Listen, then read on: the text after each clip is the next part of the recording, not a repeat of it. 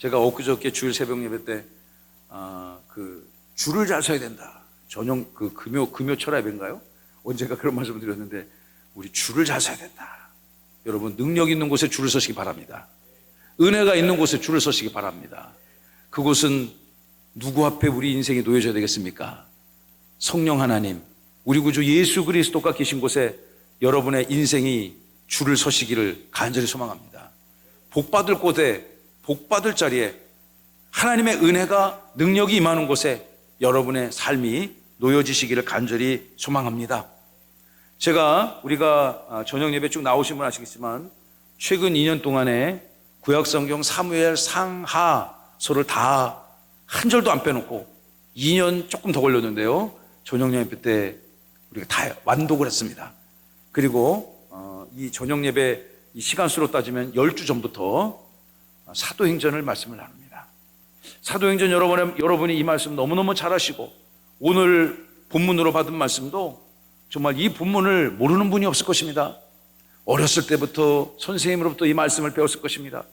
그러나 우리가 또 읽는 순서에 따라 우리 지지난주에 2장 마지막 절, 성령의 특별한 2가지 선물, 그것을 함께 나누었지 않습니까? 오늘 이제 순서에 따라서 3장 본문을 함께 나눕니다.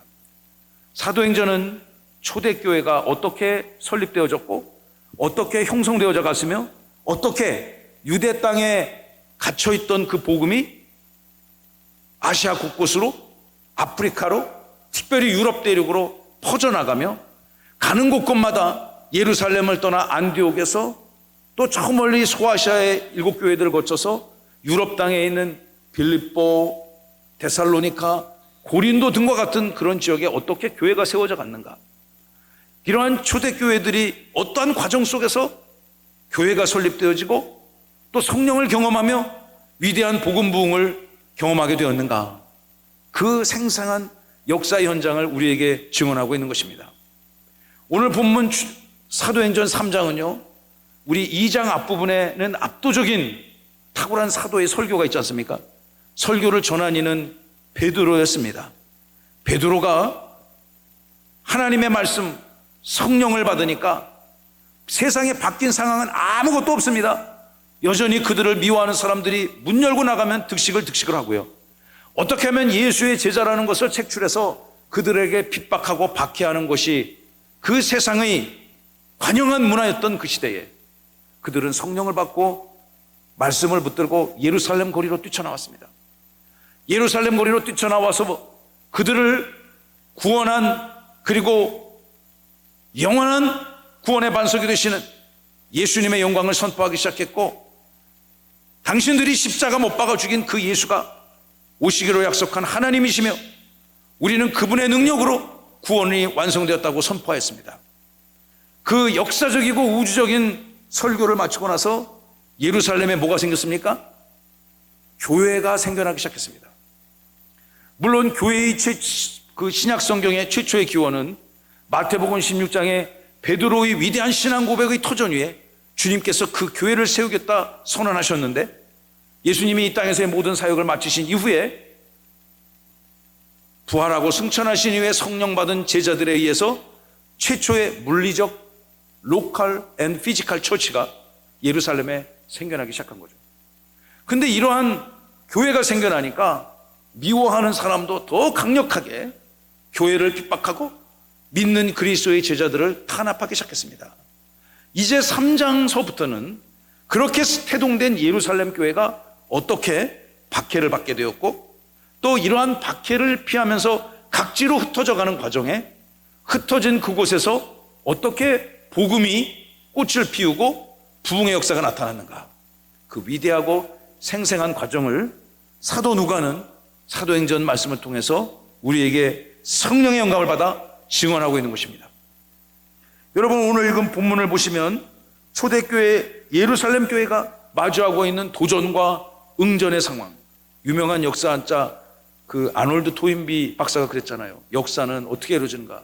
이 도전에 대해서 반응하는 응전으로 이루어진 것이 역사의 산물이다 라는 그런 아주 명언을 남기셨는데요, 초대교회가 어떠한 박해 속에서 어떤 응전을 통해서 그 교회가 퍼져나가고 예수 그리스도의 복음이 전해지게 되었는가? 여러분, 오늘 3장의 말씀은요, 사실 직접적인 박해의 현장은 나오지 않지만 우리가 앞으로 순차적으로 읽어갈 사도행전 본문 가운데는 분명한 박해의 기록들이 이 사건들로 비롯돼서 생겨나게 됨을 알 수 있습니다. 특별히 3장 1절로부터 5장 16절에 이르는 과정에서 예루살렘 교회가 어떻게 그때 당시 종교적 헤게모니를 장악하고 있었던 예루살렘에 거대한 종교 세력이 있었습니다. 양대 세력이 양분하고 있었죠.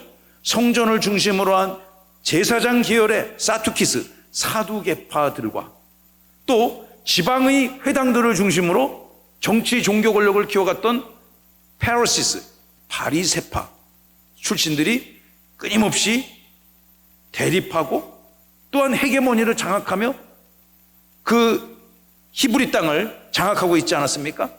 그런데 예루살렘에는 주로 어떤 세력이 장악하고 있었는가? 예루살렘에 뭐가 있었습니까? 예루살렘에 안 가봐서 모르시겠어요? 성전이 있단 말이에요. 성전에 누가 있을까요? 성전 제사를 집전하는 제사장들 있잖아요. 그리고 그 성전 사물을 살펴보는 많은 사두개파 출신의 사람들이 있었습니다. 예수님이 이 예루살렘 교회가 이제 바깥에서 자생적으로 생겨나니까 점점 믿는 자들의 무리수를 더해가니까 기존의 기득권 종교 세력인 성전 세력과 끊임없이 갈등을 겪게 되어졌습니다. 이 사람들이 예수님을 얼마 전에 십자가 못 박아 죽이는데 결정적인 가담과 공헌을 했던 사람들이기 때문에 그 예수님의 제자들이 예루살렘 거리를 다니며 예수님이 하나님이시고 그리스도라고 예수님의 제자를 만들어내고 복음을 선포하는 것이 굉장히 못마땅했습니다. 그래서 설교하는 이들을 잡아다가 체포영장도 없이 감옥에 가두고 그들을 정죄하며 핍박하고 탄압하는 일들이 부지기수로 일어나게 된 거죠. 이러한 사건의 발단적 사건이 이러한 상황의 발단적 사건이 바로 오늘 본문 사도행전 3장 1절로 10절의 말씀인 것입니다. 1절을 볼까요? 제9시에 기도 시간에 베드로와 요한이 성전에 올라가기 시작했습니다. 짧은 한 절을 통해서 우리가 상고해야 될 메시지가 많습니다. 제9시를 하면 몇 시일까요? 우리 시간으로 이렇게 요즘 시간으로 바꾸면 여기다 무조건 6시간 더하면 됩니다. 오후 3시경이 되는 것입니다. 오후 3시경 약속된 시간에 베드로와 요한이 성전에 올라가기 시작했습니다. 왜 올라갔을까요? 약속된 시간에 그들은 하나님께 기도하러 올라갔을 것으로 추정됩니다. 그러니까 이런 아까 제가 기존의 예루살렘 성전 세력과 이제 막 태동하기 시작하는 예루살렘 초대교회 그 성도들, 그 세력 간에 큰 충돌이 이루어지게 되는데, 물론 물리적으로 훨씬 이쪽 세력이 성전 세력이 힘이 강하니까, 기득권을 갖고 있으니까, 공권력을 갖고 있으니까 싸우면 누가 이기겠어요? 이 사람들이 도망가야 되겠죠. 그러나 이 예루살렘 성전 사도들을 중심으로 한 그 무리들은 성전 세력에 대해서 이때 당시만 해도 강한 그 적개심이, 강한 대적감이 없었다는 걸 알 수 있죠. 그들은 성전에 예수를 십자가에 못 박아 죽인 악한 사람들이 있음에도 불구하고 그들은 정해진 시간에 성전에 기도하러 올라가고 있었습니다. 베드로와 요한, 초대교회를 이끌었던 아주 탁월한 사도들이고 또 많은 성경 하나님의 말씀을 남겼으며, 이 사도가 베드로가 말이죠, 열심히 막 베드로는 한 번 설교할 때마다 막 3,000명, 4,000명이 뒤집어지는 엄청난 설교 역량을 갖고 있던 분 아닙니까? 그분이 다 교회로 모으면 요한이 교리적으로, 이분은 아주 치밀하신 분이에요. 그러니까 이분들이 새로운 새 가족들이 오면 베드로는 막 가서 사람 낚는 어부처럼 하나님의 백성들을 막 피싱해 오면 요한이 그 모든 이들을 세밀하게 감싸고 양육시키고 제자로 만들고 이런 아주 환상의 그런 파트너십을 유지하며 이분들이 초대교회 예루살렘 교회를 이끌어지 않았을까, 저는 그런 생각을 하게 되었습니다. 자, 이들에게 어떤 일이 벌어졌을까요? 2절 말씀 다 함께 시작. 나면서 못 걷게 된 이를 사람들이 메고 오니 이는 성전에 들어가는 사람들에게 구걸하기 위하여 날마다 미문이라는 성전 문에 두는 자라. 아멘. 이 사람이 이제 성전문을 딱 들어가는데 어떤 한 사람을 특정인을 만나게 됩니다. 성경은 그 사람의 스펙에 대해서 설명을 하기를 나면서부터 걸을 수가 없었던 사람이다. 장애인이죠. 요즘 말로 하면. 그런데 아주 심각한 중증의 장애인이라서 혼자 거동이 불가능하고, 이 사람 그래도 먹고는 살아야 되니까 다른 사람에게 구걸할 수 있도록 성전, 날마다 성전 미문은 무슨 뜻인가? 뷰티풀 게이트, 아름다운 문. 아마 그 문이 아름다웠는가 봐요. 멋있었는가 봐요. 그 문의 이름이 아름다운 문, 미문. 이 미문 옆에 아름답지 못한 자가 구걸을 하고 있는 것이죠. 그런데 자기 발걸음으로 가서 구걸을 하는 것도 아닙니다. 다른 사람이 업어주고 부축하고 끌고 가서, 또는 안고 가든지 맺혀서 가든지, 아무든 그 사람이 구걸하여 먹고 살 수 있도록 성전 미문에 사람들이 기도하러 출입하는 그 시간에 그 자리에 놓았다는 거죠. 여러분, 지금 대한민국 세종시에는 거지가 없지 않습니까? 그죠? 세종시뿐만 아니라 우리나라 곳곳에 어디 가서도 거지가 없죠. 그런 직업을 가지신 분이. 근데 우리 어렸을 때만 해도 볼 수 있었어요. 지금 유럽에만 가도 거지들 많습니다. 이 거지가 이 구걸을 한다는 게 거지 아니겠어요? 몸도 불쌍하고 영혼도 불쌍하고. 성전에 이 사람 들어갈 수 있어요, 없어요? 성전에 부정한 몸이기 때문에 들어갈 수 없는 것이 당시 율법의 관례였습니다. 그러니 이 사람은 그래도 죽을 수는 없으니 성전 미문에 앉아서 고개를 쳐다보지도 못하고 지나가는 사람들 눈치 보면서 한 푼 줍쇼, 한 푼 줍쇼, 부디 저에게 자비를 베푸소서, Please give me the mercy. 물론 영어로 얘기하진 않았겠죠. 여러분, 그가 이렇게 구걸하며 인생을 살던 비참한 인생이었습니다. 이 특별한 한 인생에게 어떤 사건이 발생하게 되었습니까? 이가 베드로와 요한이 부자같이 보이진 않았을 것입니다. 이분들은 대부분 어부 출신들이었고, 또 주로 삶의 배경이 갈릴리 지역 아닙니까? 예루살렘에 어떻게 하다 보니까 와가지고 예수님이 떠나지 말라고 해서 그곳에 계속 머물고 있었던, 어떻게 보면 이 예루살렘에 그 정기적인 연고를 갖고 있지 않는 그런 상황이었을 가능성이 크죠. 그러니까 딱 봐도 부자같이 보이는 사람들은 아니었을 것입니다. 그러나 그들에게도 한 푼, 두 푼, 동전 한 입, 두 입을 얻기 위해서 그는 구걸하고 있었던 것입니다. 3절 시작. 그가 베드로와 요한이 성전에 들어가려 함을 보고 구걸하기 시작했습니다. 저를 살려주십시오, 도와주십시오. 자, 4절. 베드로가 요한과 더불어 주목하여 이르되 우리를 보라. 베드로와 요한이 그 불쌍한 인생을 주목하기 시작했습니다. 주의를 기울여서, 그리고 관심을 갖고 그의 시선을 고정시켰다는 것입니다. 그러니까 저 먼 산을 이렇게 그냥 쭉 훑어본 게 아니고, 특정 인물, 특정 상황, 특정 물건을 저게 뭐야 하면서 집중해서 보기 시작했다는 것입니다.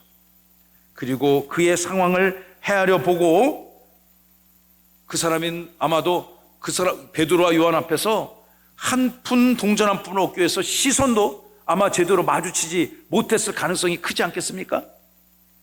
눈 이렇게 똑바로 쳐다보면 어디를 똑바로 쳐다보냐고, 그냥 동전 얻는 주제에 그렇게 면박 주고 타박하고 구박하는 사람도 아마 있었을 것입니다.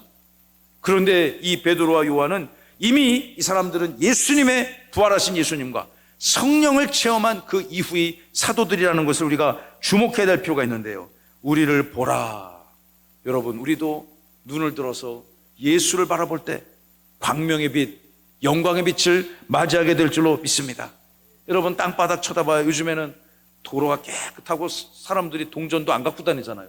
주머니에 짤랑짤랑 동전 갖고 다니는 사람 있습니까?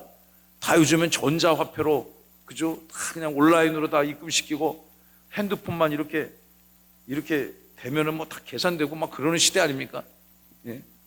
땅바닥 보고 쳐다봐야 남는 게 없습니다. 우리는 눈을 들어서 영광의 하나님 바라봐야 될 줄로 믿습니다. 말씀의 하나님 바라봐야 될 줄로 믿습니다. 우리를 구원하시고 축복과 은혜를 베푸시는 그 하나님, 여러분의 시선을 맞추시기를 주님의 이름으로 축원합니다. 5절을 보시면요, 그가 그들에게서 무엇을 얻을까 하여 바라보기 시작했습니다. 이 사람이 부자인지, 이 사람이 귀족인지 왕족인지, 아니면 유력한 상인인지, 그런데 딱 보니까 이게 별로 돈이 있어 보이지 않아요. 제가 아까 베드로, 요한을 보니까 말씀드렸지 않습니까? 그들은 지금 이곳에 정기적인 연고 베이스를 갖고 있지 않았다고 저는 생각합니다. 그러니 행색도 남루했을 수도 있습니다. 그리고 옷도 뭐 아주 화려한 그런 고급 명품 옷을 두르고 있지도 않았을 것 같아요. 이 사람이 나에게 몇 푼 한 동전을 줄 수 있을까? 무엇을 얻을까 하여 바라보기 시작했습니다. 그런데 6절의 말씀을 다 함께 읽어봐야 되겠습니다. 목소리 맞춰서 시작. 베드로가 이르되 은과 금은 내게 없거니와 내게 있는 이것을 내게 주노니 나사렛 예수 그리스도의 이름으로 일어나 걸으라 하고. 할렐루야. 여러분, 이 장애인 그리고 구걸하는 이 남성이 전혀 기대하지 않았던, 머릿속에 단 0.1%도 상상하지 못했던 그런 워딩이 제자들의 입에서 나오기 시작합니다. 미안하지만 당신이 우리에게 원하는 동전은 없습니다. 우리도 크게 당신의 신세와 별반 다르지 않습니다. 은과 금은 절대로 없는 사람입니다. 그러나 우리에게, 당신에게 없는 특별한 것을 지금부터 주겠습니다. 할렐루야. 여러분, 그것이 무엇입니까? 나사렛 예수 그리스도의 이름으로 일어나 걸으라. 할렐루야. 이게 엄청난 선물 아닙니까? 이 사람은 그저 원하는 것이 무엇입니까? 그날 한 끼 식량을 얻을 수 있는 동전 몇 잎을 원했을지도 모릅니다. 그것으로 감사, 땡큐, 베리마치 해야 되는데 상상하지 못했던 선물을 주겠다고 이 사도들이 선언하고 있는 것입니다. 우리는 은과 금이 없지만 우리가 믿는 전능의 하나님, 나사렛 출신의 그 예수 그리스도의 이름으로 일어나 걸으시오. 엄청난 메시지입니다. 그의 인생의 본질을 바꾸는 선물 아닙니까? 이거보다 더한 것이 무엇입니까? 그가 거지가 된 것도 그렇게 신체적인 부자유함, 질병 때문에 이루어진 것인데, 그의 인생의 본질적 문제를 우리 하나님은 예수 그리스도의 이름으로 사도들의 사역을 통해서 이 일들을 이루어 가시겠다는 겁니다. 여러분, 근데 여러분이 베드로였다고 생각해 보세요. 예? 우리 종관 베드로, 상민 요한, 이 두 사도가 탁 들어섰는데 거지가 여기 앉아 있어. 근데 한 푼만 주세요, 한 푼만 주세요 하는데 앞에 딱 가는 거예요. 이제 한번 두 분이 베드로와 요한으로 상상하고 한번 생각을 해보세요. 여기 앉아 있어요. 자, 고개를 드시오. 고개를 들라. 고개를 들었습니다. 자, 우리한테는 돈 없어요. 당신이 원하는 거 미안하지만 없어요. 그런데 내가 기가 막힌 것을 갖고 있으니 그것을 당신에게 선물을 주겠습니다. 우리가 갖고 있는 나사렛 출신의 예수 그리스도, 하나님의 권능과 능력으로 당신에게 특별한 선물을 줄 테니 일어나 걸으시오. 그렇게 할 수 있습니까? 자, 종관 베드로 먼저 답을 해주시오. 고종관 베드로님. 네. 제가 만약에 사도라면 이런 선포를 못할 것 같아요. 자신이 없어요. 이제까지 한 번도 이걸 해본 적이 없어요, 이분들이. 그렇지 않습니까? 오늘 이 사도행전 3장의 본문 이전에 베드로가 이런 역사를 비슷하게 해본 적이 있습니까? 요한이 그런 비스무리한 사역을 했다는 근거가 있습니까? 없습니다. 그런데 이 사람들이 도대체 무슨 권세와 능력으로 이들에게 이런 말씀을 정말 책임질 수 없는, 대책 없는 선언을 하게 된 걸까요? 물론 우리가 다 그 성경 앞뒤 본문 콘텍스트 맥락을 통해서 헤아릴 수 있지만 그들은 이미 성령의 압도적인 기름 부음을 받았습니다.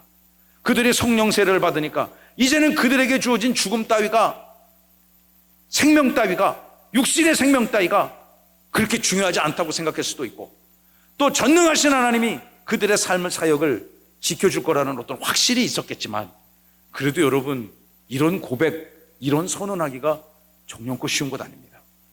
그러나 이 순간에 여러분, 지금 우리가 2025년 7월 6일 세종명성교회 주요 저녁 예배 이 2층 본당에 있지만은 우리가 지금 어디 가 있어야 됩니까? 예루살렘 2000년 전 성전 미문 앞에 가 있어야죠. 이 상황을 지켜보고 있는 또 다른 행인 중에 한 사람, 아니면 옆에 있는 거지 중에 한 사람, 그런 입장에서 오늘 이 본문을 투영해 봤으면 좋겠습니다. 여러분, 말도 안 되는 이 선언을 도대체 이 사도 베드로와 요한은 어쩌자고 대책 없이 이런 말을 선포하게 되었을까요? 물론 그 순간에 그들을 장악하는 압도적이고 탁월한 우주적인 성령 역사가 이 두 사도에게 저는 임했을 줄로 믿습니다. 여러분, 그가 대책을 세울 수 없는, 정말 일어나 걸어라 했는데 안 일어나면 무슨 망신이냐고요. 에라이 사기꾼아, 옆에 있는 사람들이 그러지 않겠습니까?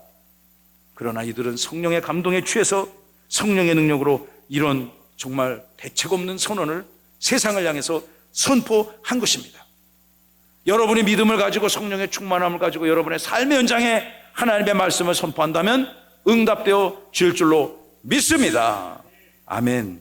여러분, 그러자 그리고 이 인생을 향하여 7절에 보시면 오른손을 들어 잡아 일으키시고, 그러자 이 발과 발목, 뼈에 힘이 들어가고 인대가 힘이 들어가고 근육에 한 번도 들어가 보지 못했던, 의학적으로는 설명할 수 없는 그 이상현상이, 그 오래된 병자, 나면서부터 한 번도 자기 힘으로 걸어본 적이 없는 이 사람, 인간의 지혜와 능력으로는 치유가 불가능한 이 병자가 발목과 인대와 무릎의 관절에 힘이 들어오기 시작한 것입니다. 우리 아까 7절 읽었나요? 시작. 오른손을 잡아 일으키니 발과 발목이 곧 힘을 얻고. 힘을 얻었습니다. 한 번도 자기 발목 관절에 힘이 들어갔다는 것을 경험해 보지 못한 인생. 사도들이 예수 그리스도의 이름과 능력으로, 하나님의 능력으로 그에게 구원과 치유를 선포했을 때 한 번도 경험해 보지 못했던 그의 인생의 육체에 힘이 들어갔다. 8절입니다. 그가 너무 놀랐습니다. 너무 놀랐습니다. 뛰어서서 걸으며 그들과 함께 성전으로 들어가서 걷기도 하고 뛰기도 하며 하나님을 찬송하기 시작했습니다. 여러분, 이 병자가 말입니다, 이 거린이 이제까지는 예루살렘 성전에 부정한 사람이었기 때문에 들어갈 수가 없었어요. 그러나 이제 걷기도 해보고 앉았다 일어났다 막 토끼 걸음도 해보고 스트레칭도 해보고 정말 제자리에 뛰기도 해보고 빨리 달려보고 천천히 달려보기도 하고 너무너무 신기하지 않았겠습니까? 여러분이 그 심정이라고 생각해서 그것을 옆에서 바라보는 입장에서 생각해 보세요. 놀랍고 경이로운 장면이 예루살렘 성전 미문 앞에서 벌어지고 있는 것입니다. 그리고 그가 성전을 뛰어다니며 하나님을 찬송하기 시작했습니다. 하나님을 찬송하기 시작했습니다. 이번 한 주간 여러분의 모든 살아가는 삶 현장에 하나님을 찬송하여 영광 올려드리시는 주님의 백성 되시기를 간절히 소망하고 축원합니다. 이제 그런데 또 놀라운 사람이 누굴까요? 저는 베드로 요한이었을 것 같아요. 그 대책 없는 말을 성령께서 선언하게 하셨고, 그런데 하나님께서, 영광의 하나님, 능력의 하나님, 예수 그리스도의 권세로 말미암아 그 거린이 일어나기 시작했고 뛰기 시작했고 달리기 시작했고 공충공충 춤을 추면서 하나님을 찬송하는 것을 바라볼 때, 여러분, 그 능력이 자기에게서 비롯된 것이 아니라는 것을 누구보다도 누가 잘 압니까? 베드로와 요한이 잘 알잖아요. 베드로는 자기 자신의 한계를 너무너무 잘 압니다. 요한도 너무너무 잘 압니다. 그에게는 그런 치유의 능력이 없다는 것을 너무 잘 알지 않습니까? 그것이 내가 고쳤다고 그렇게 주장할 수 있는 상황이 아니지 않습니까? 평생토록 아마도 이 상황은 이 거린에게도 잊을 수 없는 광경이고, 그것을 봤던 수많은 주변의 이웃들도, 주변의 행인들도 평생 잊을 수 없는 압도적이고 충격적인 상황이었겠지만, 가장 놀란 사람 중에 하나는, 저는 이 본문을 다시 한번 계속 읽고 묵상해 보니 나 같으면 베드로였다면 정말 깜짝 놀랐겠다. 여러분, 그 힘이 그에게서 나온 것이 아니라 예수 그리스도의 능력으로 비롯된 것임을 믿으시기 바랍니다. 여러분, 그 능력이, 자기가 손을 탁 얹고 치유를 선포했는데 그 능력이 자기에게서 나오는 것이 아니라는 것 너무너무 잘 알잖아요. 그 치유의 역사는 살아계신 예수 그리스도, 나사렛 출신의 예수 그리스도의 이름의 능력임을 믿으시기 바랍니다. 사랑하고 친애하는 우리 저녁 예배를 드리는 예배자들, 사랑하는 형제자매 성도 여러분, 우리가 이 땅을 살아가면서 수많은 난제들에 직면할 수 있습니다. 그러나 이런 초자연적이고 또 초현실적인 이러한 상황을 우리가 경험하고서도 우리가 성령의 역사를 인정하지 않는 사람도 있을 수 있겠죠. 그러나 이 밤을 예배하는 저와 여러분들은 살아계시고 영영한 하나님의 말씀의 능력을 힘입어서 하나님의 영광을 찬송하는 주의 백성 되시기를 간절히 바랍니다. 여러분, 우리는 이 능력이 이 시대에만 임하는 것이 아니고 이 시대를 살아가는 이 성경의 시대뿐만 아니라 지금 이 시대에도 변함없이 여러분의 삶의 현장에 교회 위에 넘치도록 임하며 나타날 줄로 믿습니다. 여러분, 저도 비슷한 경험을 합니다. 목회를 하면서요, 어떤 현상이 생겼을 때 이거는 내 능력이 아닌데, 모든 것들이 다 마찬가지죠. 제가 무슨 수로 이 교회를, 제가 오늘 정성진 목사하고 잠깐 얘기하면서 우리 성도님들이 얼마나 똑똑하고 탁월한 줄 아시는가. 제가 무슨 수로 여러분과 같이 똑똑한 분들을 설득시키며 또한 저의 어떤 이성과 지혜와 언변과 지식으로 끌고 갈 수 있겠습니까? 불가능한 것입니다. 날마다 하나님의 능력, 부활하신 예수 그리스도의 능력을 힘입지 아니하고서는 한순간도 이 치열한 목회적 상황을 감당할 수가 없는 것입니다. 저도 어떨 때는 깜짝깜짝 놀랍니다. 하나님이 지금 나를 돕고 계시는구나. 하나님이 우리 교회와 또 우리 사랑하는 성도들의 삶의 현장을 지키고 보호하시는구나. 할렐루야. 여러분, 이번 한 주간에도 능력의 예수 그리스도의 이름을 여러분 가슴에 새기고 믿음으로 승리하시는 은혜가 있기를 간절히 바랍니다. 하나님이 함께 하시면 될 줄로 믿습니다. 여러분 사업장을 경영할 때도 여러분 멋대로 하지 마시고요, 어떻게 하면 이것을 또 잘해볼까 끊임없이 하나님 앞에 기도하시기 바랍니다. 하나님의 능력을 구하시기를 바랍니다. 제가 정말 사회생활 재밌게 잘했습니다. 제가 그 조직을 마지막 은퇴하며 나올 때 나 27년 동안 잘 놀다 간다 이러고 나왔습니다. 정말 재밌게 화끈하게 일하고 왔습니다. 그런데 제가 요즘에 그런 생각을 하게 됩니다. 그때 내가 좀 더 하나님 앞에 기도하며 말씀 붙들고 했다면 그때 내가 했던 것보다 내가 더 재밌고 능력 있게 잘할 수 있었겠구나. 여러분, 사회생활을 하다 보면 여러분 다 사회에서 치열하게 사시잖아요. 직장에서, 사업장에서, 또는 자녀들은 학교에서 기도 안 하고 살 수 있지 않습니까? 여러분 어떻습니까? 우리 박정수 장로님 뛰어난 연구자시잖아요. 우리 통신공학을 연구하시는 모든 연구의 현장에 하나님의 이런 예수 그리스도의 능력을 한번 힘입고 내일부터 해보십시오. 장로님 잘하시겠지만 여러분의 자녀들의 삶 현장에 날마다 하나님이 지켜달라고 하나님의 능력을 의지하며 구하시기 바랍니다. 여러분의 각 사랑하는 자녀들, 우리 사랑하는 딸 한나의 삶에, 민영이의 삶에, 우리 모든 자녀들의 삶 현장에, 여러분의 배우자들의 삶 현장에 하나님이 도와달라고 지켜달라고 간구하시기 바랍니다. 목회를 하니까 제가 아까 말씀드렸듯이 제 능력으로 할 수 있는 게 아무것도 없습니다. 그래서 전화 통화를 할 일이 있다가도 딱 전화번호 누르다가 끊어야지. 그리고 기도합니다. 주님, 제가 이분하고 지금 이런 기도를 해야 되는, 이런 통화를 해야 되는데요, 제가 원하는 것은 이거지만 이 상대방 마음, 우리 성도님 또는 제가 고려하는 어떤 사업자들, 그들이 마음의 문이 활짝 열려져서 제 뜻과 계획보다 더 잘되게, 더 뜻이 통하게 인도하여 주시고 앞으로 더 좋은 관계로 하나님께 영광 올려드리게 하여 주옵소서. 저는 요즘에 누구랑 전화통화 한 통화 할 때도 먼저 통화하기 전에 기도합니다. 제가 우리 장로님하고 교회 일을 논의하기 위해서 이런 통화를 해야 되는데 주님, 통화에 은혜를 주시고 지혜를 더하여 주옵소서. 그러니 여러분, 통화할 때도 기도해야 되니 강단에 서서 하나님의 말씀을 전할 때 날마다 몸부림치며 기도하지 아니하고서는 할 수가 없는 거예요.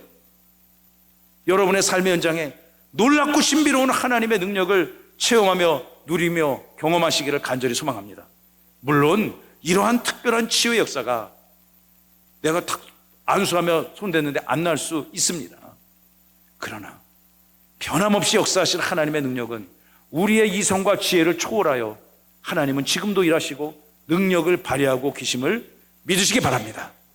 이번 한 주간에도 여러분이 너무 잘 아신 말씀을 깊게 여러분의 방식으로 상고하고 묵상하시면서 여러분의 살아가는 모든 삶의 현장에 하나님의 능력으로 예수 그리스도의 광대한 능력으로 승리하셔서 하나님 앞에 큰 기쁨을 올려드리시는 주님의 백성 되시기를 예수님의 이름으로 축원하고 축복합니다.